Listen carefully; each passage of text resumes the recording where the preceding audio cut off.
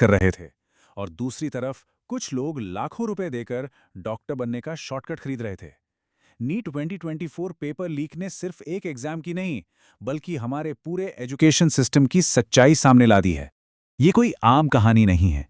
जरा सोचिए, एक तरफ वो मासूम बच्चे जो अपनी रातों की नींदें कुर्बान कर रहे थे, लगातार पढ़ाई कर रहे थे, और दूसरी तरफ वो करप्ट लोग जिन्होंने पूरे के पूरे सिस्टम को ही खरीद लिया। मेहनत और ईमानदारी की कीमत चंद नोटों से तय कर दी गई। और इस खौफनाक धोखे का शिकार कितने लोग हुए? 24 लाख। 5 मई 2024 को 24 लाख छात्रों ने डॉक्टर बनने का एक बहुत बड़ा सपना लेकर ये एग्जाम दिया था। वो इस बात से बिल्कुल अनजान थे कि उनके भविष्य के साथ एक बहुत ही गंदा खेल खेला जा चुका है। तो चलिए जानते हैं 5 मई का वो सच जिसने पूरे देश को हिलाकर रख दिया। शुरुआत में जब पेपर लीक की खबरें आईं तो लगा कि ये बस कोरी अफवाहें हैं, लोगों ने इसे सिरे से नकार दिया। लेकिन जब सीबीआई इन्वेस्टिगेशन शुरू हुई तो जो सच बाहर आया वो रोंगटे खड़े कर देने वाला था। ये कोई अफवाह नहीं थी, बल्कि एक बहुत बड़ा, मैसिव और कोऑर्डिनेटेड स्कैम था। इस पूरे खेल का मास्टर प्लान क्या था, आइए समझते हैं। ये कोई छोटा मोटा क्राइम नहीं था। इसके स्टेप्स बिल्कुल किसी हॉलीवुड फिल्म की बैंक डकैती जैसे थे। सुबह के ठीक 8 बज रहे थे। एग्जाम का स्ट्रांग रूम खोला गया, क्वेश्चन पेपर की बहुत ही बारीकी से फोटो ली गई और फिर उसे इतनी चालाकी से दोबारा सील किया गया कि किसी को भनक तक न लगे। इसके बाद शुरू होता है असली डिजिटल क्राइम। वो तस्वीरें व्हाट्सएप के जरिए बिजली की रफ्तार से बिहार भेजी गईं। वहां पहले से तैयार बैठे सॉल्वर गैंग्स ने तुरंत उस पेपर को सॉल्व किया और रातों रात छात्रों को जवाब रटवा दिए गए। लेकिन इसकी कीमत क्या थी? 50 लाख रुपए। रिपोर्ट्स बताती हैं कि एग्जाम हॉल में कदम रखने से पहले ही उन जवाबों को याद करने के लिए कुछ छात्रों से 30 से 50 लाख रुपए तक की भारी भरकम रकम वसूली गई थी। अब बात करते हैं 67th टॉपर्स की कंट्रोवर्सी की। फिर आता है 4 जून का दिन। रिजल्ट्स डिक्लेयर होते हैं और एक ऐसा नंबर सामने आता है जिसने सबको सन्न कर दिया। 67 टॉपर्स।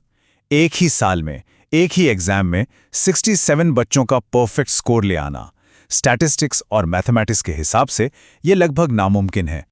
और सबसे बड़ा सबूत क्या था? वो अजीबोगरीब मार्क्स 718 और 719। नेगेटिव मार्किंग वाले इस एग्जाम में ऐसे मार्क्स आना बिना किसी गड़बड़ी के संभव ही नहीं था। इस खुलासे ने आग में घी का काम किया। पूरे देश में #नीट फ्रॉड ट्रेंड करने लगा। सड़क से लेकर सोशल मीडिया तक बस गुस्सा और चीख पुकार थी।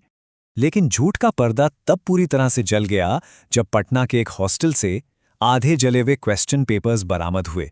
ये कोई मनगढ़ंत कहानी नहीं थी, ये वो फिजिकल सबूत था जिसने इस केस को पूरी तरह से खोल कर रख दिया। इसके बाद तो ये स्कैम ताश के पत्तों की तरह ढहने लगा। 5 मई का एग्जाम, 4 जून के वो नामुमकिन नतीजे और फिर जले हुए पेपर्स की रिकवरी।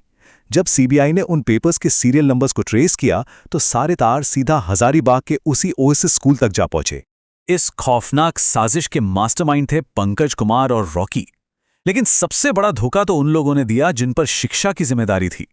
ओएसिस स्कूल के प्रिंसिपल एहसानुल हक और वाइस प्रिंसिपल इम्तियाज आलम, ये भी इस पूरे गंदे खेल में शामिल पाए गए।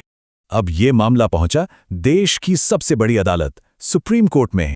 लाखों छात्रों की मांग थी कि पूरे देश में दोबारा परीक्षा हो, री-नीट हो।